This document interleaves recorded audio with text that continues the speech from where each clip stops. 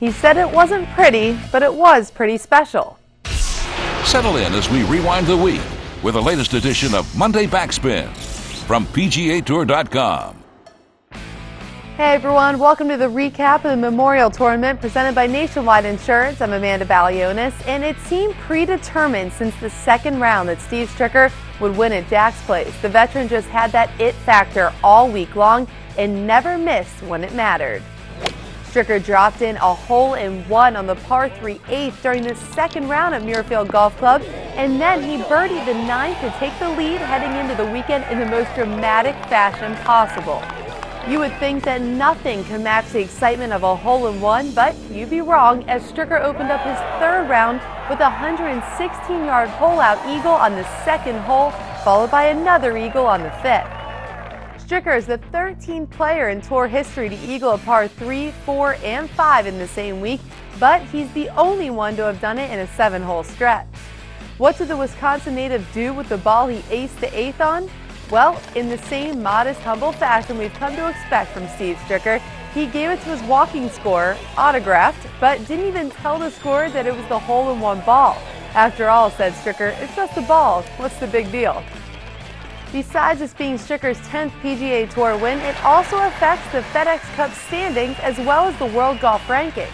Stricker now moves to 12th in FedEx Cup points and is also 4th in the World Golf Rankings, the highest-ranked American so far in 2011.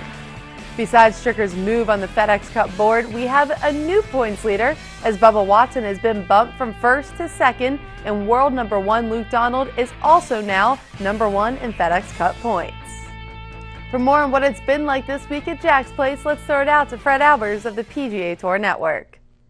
Well, it's a sad day, Amanda, and I'll tell you why it's sad, because we have to leave what I think is one of the great golf courses we play all season long on the PGA Tour, Muirfield Village, and really one of the great golf tournaments. It is great for so many reasons, because of the golf course, because of the field. Always gives us a great finish, as we saw on Sunday.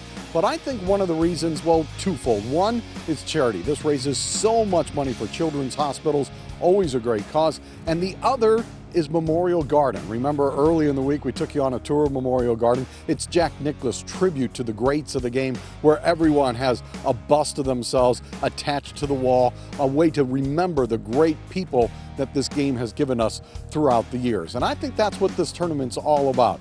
The Memorial is memorable because it honors the present players with a great golf course and a great tournament. It honors the past players because of their contributions, not just to the game, but for the sportsmanship. Always one of my favorite weeks of the year, Amanda.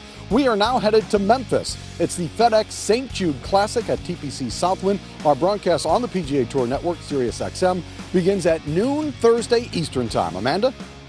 Thanks, Fred. Well, like you said, we head out to Memphis, Tennessee, and coverage starts on Thursday, but be sure to tune in to PGA Tour.com on Wednesday, where I'll tell you everything you need to know about the FedEx St. Jude Classic on PGA Tour Today.